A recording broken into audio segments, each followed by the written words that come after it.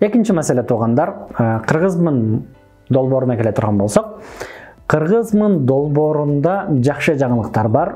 Биз дизайнер бир жигит бар, Адилет деген, ошол жигит менен кыргызмын долбоорунун логотипин жасап жатканбыз.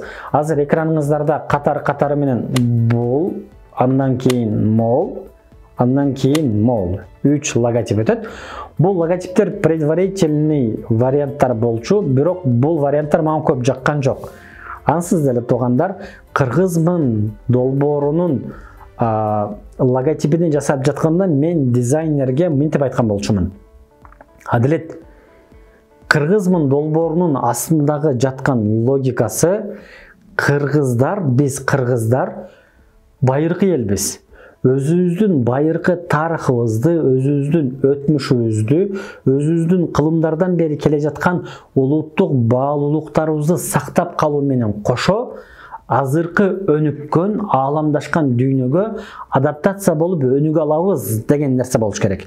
Ошондуктан кыргызмын дегендин бир бөлүгүнү байыркы Орхон Энисай жазууларындай кылып жаз, а бир бөлүгүнү болсо бир караганда технологияны, бир караганда программированияны же IT-ни адамга эстете тургандай кылып жаз. Что баштапкы арт жагыбыз тарых болсун, калган жагыбыз деген заманбап IT, заманбап технология болсун дегендей бир неме болчу да. Дагы бир жолу айтам, биз кыргыздар улуттук баалуулуктарыбызды сактап калуу менен азыркы заманбап дүйнөгө интеграция болуп, адаптация болуп, өнүгүүбүздү уланталабыз деген бир философияны чагылдырган логотип болсун дедим эле.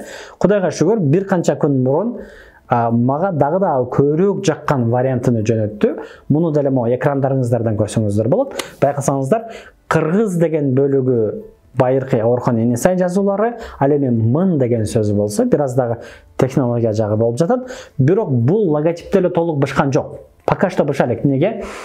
Анткени кыргыз деген жагы жагып атат, хорошо, бирок мын деген жагы көп жакпай жатат. Анткени бир караганда бул технология турбайбы дегендей бир сезим тилекке каршы азырынча пайда кылбай эле. Дизайнер менен мын деген бөлүгүн дагы эле сүйлөшүп жатабыз. Тем более мол мын дегенди үмүт кылам, менин монтажерым дагы да чоңураак кылып жазып көрсөтөт.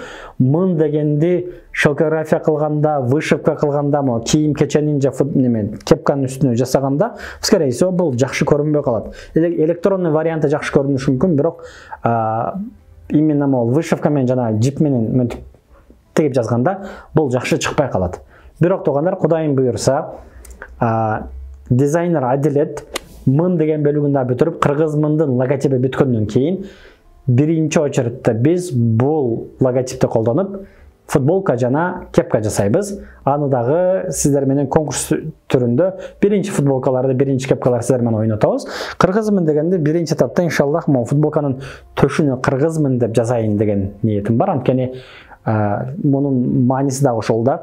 Дүйнөнүн кайсыл жеринде болсоң бол, кыргызмындын футболкасын ки, төшүндө кыргызмын деген жазууну көтөрүп жүр жана кыргыз экендигин унутпа. Кыргыз деген тарыхы болгон, адамгерчиликтүүлүк, адамгерчиликтен түшүнгөн, билимдүү болгон, дүйнөнүн шарттарына адаптация болгон жана өзүнүн улуттук баалуулуктарын сактоо менен өнүккөн бир адам болот деген бир философия. Короче, көп сөз болуп кетти, бирок насип кылса муну кийинки сабактардан, кийинки видеолордон дагы талкуулайбыз.